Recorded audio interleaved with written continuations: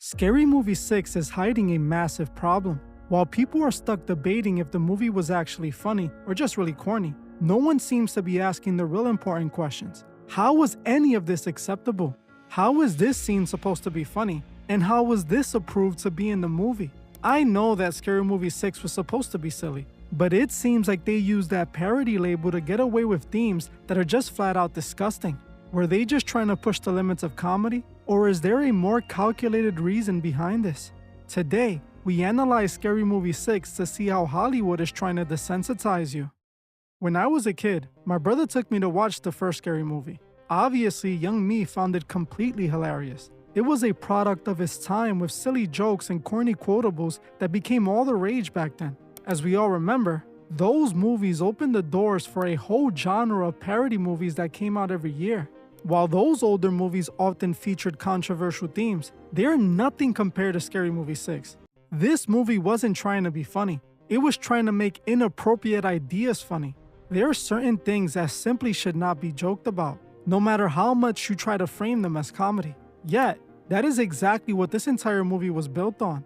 It felt like an attempt to turn very serious, real-world problems into corny punchlines. It almost feels like this movie's intended goal was to desensitize you. Whether this was intentional or not, the effect is undeniable. In a world where so much is unfolding and the public is finally starting to see things differently, it makes perfect sense to produce a comedy that turns these serious situations into a joke. This is exactly how you desensitize an audience. Instead of allowing people to be outraged at what is actually happening, you train them to laugh at it like it's just another punchline.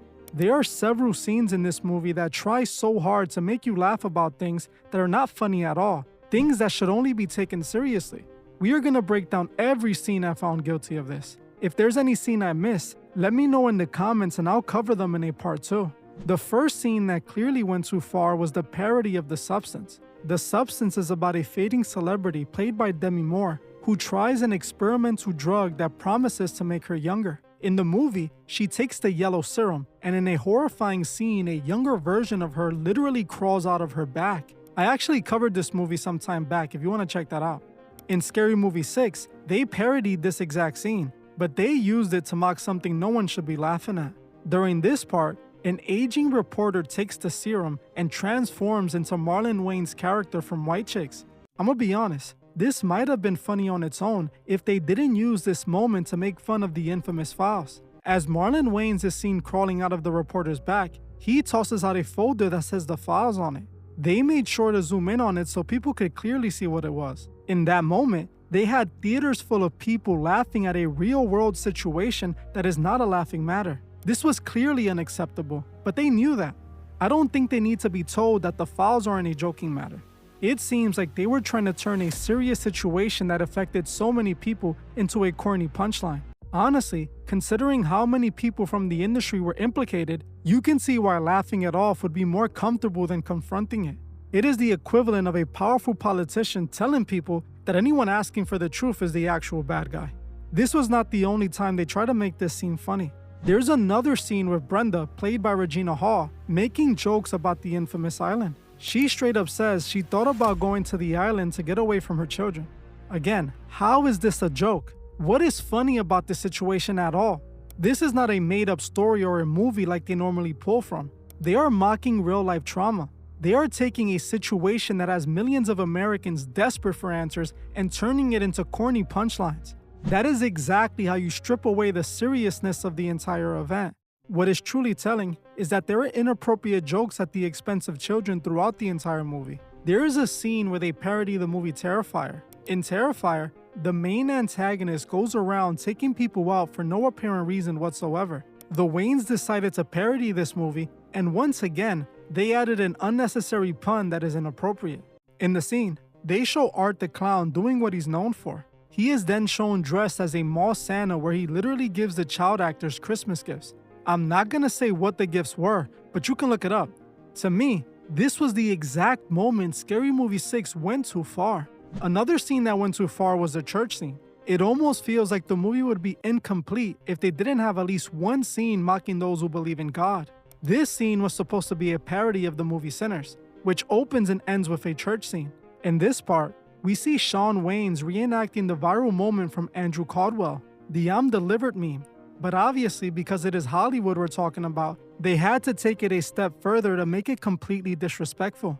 During this scene, we see Shawn Wayans' character get up in front of the congregation to give a testimony about his own personal life. Then, just like the meme, he tells them that he's no longer gay, but then he proceeds to literally hawk Tua on the mic in front of the whole congregation.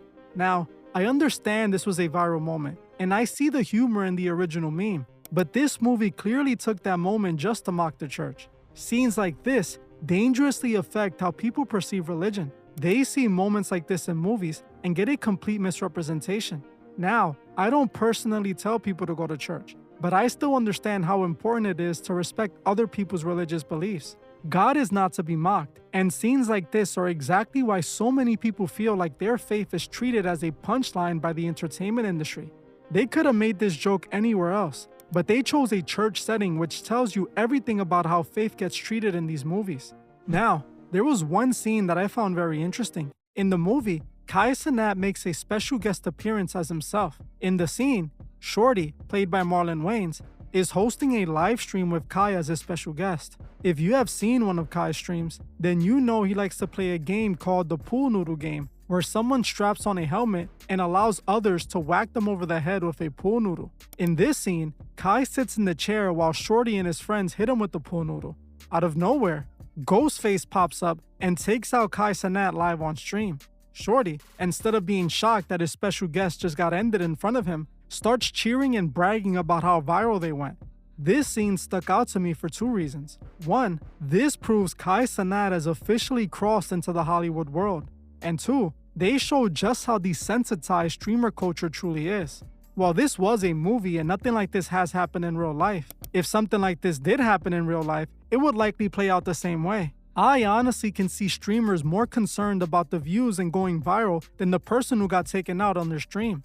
We have seen countless examples of this many times over. Streamers who, instead of cutting the stream when things get serious, leave it playing because it's content. This movie showed us a representation of just that. When things got as serious as Kai being taken out, the crowd sees it as just content instead of what it really is. Now, I already see people in the comments defending this movie by saying the Wayans brothers advertised this whole thing as a film that would purposely cross the line. They literally put every line will be crossed on the poster. But this is not a defense. By their own admission, the goal was to see how much they could show you. Judging by the trailer for this movie, it looks like you guys offend everyone. Okay, nobody is left out of this movie, and I heard you, Marlon, say that, you know, we have to bring back comedy, we have to cancel culture. So I wanted to hear your take on that. Comedy is all inclusive, and we've always been equal opportunity offenders. I say that all the time. Right, so if everybody gets it, you get a chance to laugh at yourself and get a chance to laugh at others, and it's a safe place. So it's not a negative thing to cancel culture. It's freeing your sense of humor. You can't let cancel culture cancel laughter and comedy. Can't. We need it. You do. Like, I don't look at this movie as just a movie. I look at it as medicine. It's something that we all need. I mean, it's been years since we all sat in a theater as a world, as a community, and just laughed at, you know, ourselves and each other. And I think that this is a great opportunity to do that this summer. Is there a line or a scene that you're kind of like clutching yourself like, oh, is this going to be received? Or you just like, no? There's a few. Okay. Can we get a little something? No spoilers. No, it's not a spoiler. Just give us a little sprinkle. You'll see. And then I'll look at Instagram and I'll be like, oh, maybe we went a little too far on that one. Huh? So you're anticipating that response. And based on everything we just broke down, desensitizing the audience seems like exactly what was achieved. As you can see in this video, some lines shouldn't be crossed. Joking about the fouls is that line. Showing the Terrifier scene is beyond crossing the line. They are literally advertising this movie as a film created to purposely desensitize the audience. But this seems to be a running theme when it comes to movies Marlon Wayans stars in. We can see this exact same thing found in another recent movie he was a part of, Him. Last year, Marlon starred in the movie Him. Before the movie came out, there was a lot of hype behind it. The film was attached to Jordan Peele, so people were expecting a deep film like we saw in Get Out and other films he made. When Him came out, the critics and fans hated it alike. I covered it, and while the movie had a good story and great acting, the pacing was horrible. Anyways, Just like we see in Scary Movie 6, him seemed to be trying to desensitize people in its own way. In that movie, a rising athlete gets invited to train with a pro football legend played by Marlon Wayans.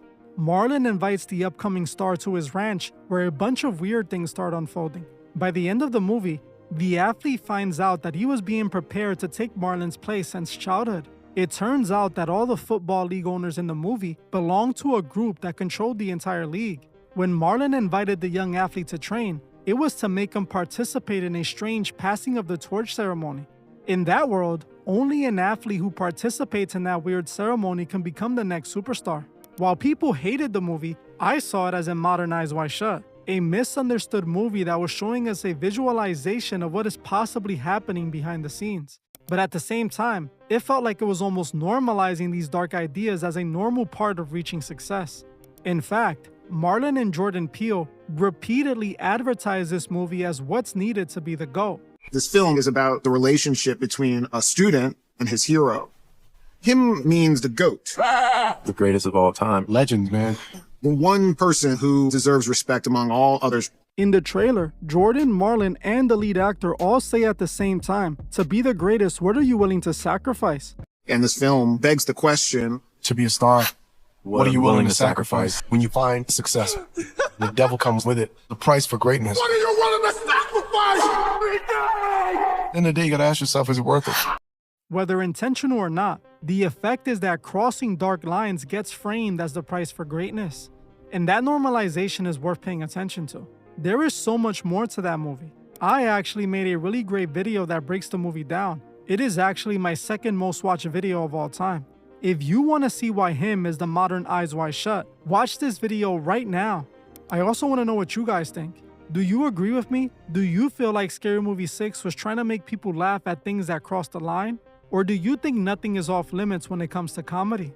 Normally, I agree that comedy is meant to be provocative and controversial, but I cannot laugh at jokes when they're at the expense of real pain. Also, I have seen a lot of you asking me to cover the movie Obsession and The Backrooms. If you want to see a breakdown on these movies, comment Backrooms below. If enough of you want to see that, I'll make sure that's the very next video.